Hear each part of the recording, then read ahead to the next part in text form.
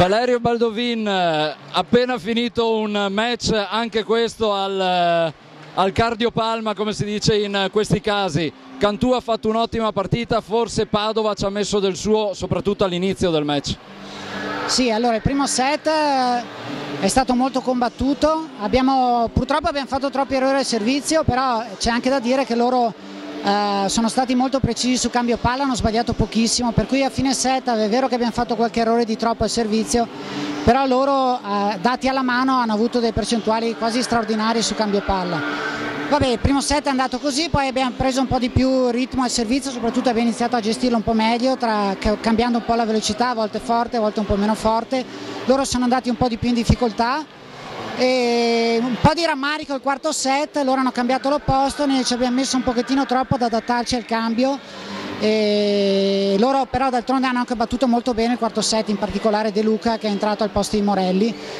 E niente, insomma, comunque direi che siamo soddisfatti, ancora una volta una prova molto positiva sotto il profilo della correlazione muro-difesa, abbiamo toccato un sacco di palloni, presi in difesa e contrattaccati bene, soprattutto a fine partita, per cui sappiamo che è così, il nostro destino combattere ogni gara e lo facciamo con la massima serenità possibile.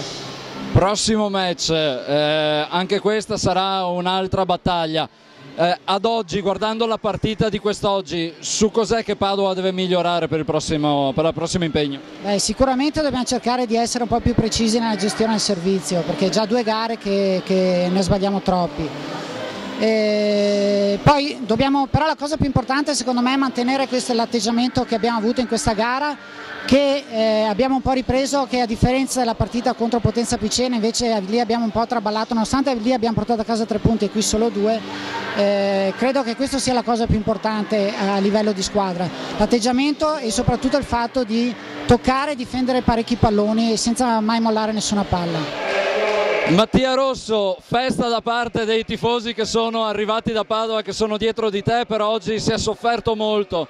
Se si fa un breve esame, si è sbagliato molto all'inizio per recuperare poi. Sì, ormai purtroppo sono 4-5 partite che cominciamo sempre un po' contratti, con tanti errori, e quindi la partita si incammina subito sui binari sbagliati.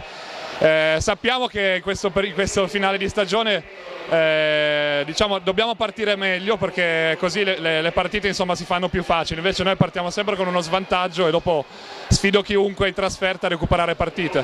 Come al solito siamo stati bravi, quindi siamo contenti della vittoria. Anche oggi comunque Cantù ha fatto la partita della vita, come si dice in questi casi.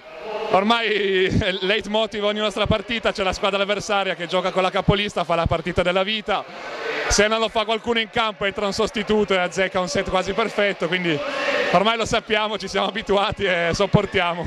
Grazie, bocca al lupo. Crepi, grazie.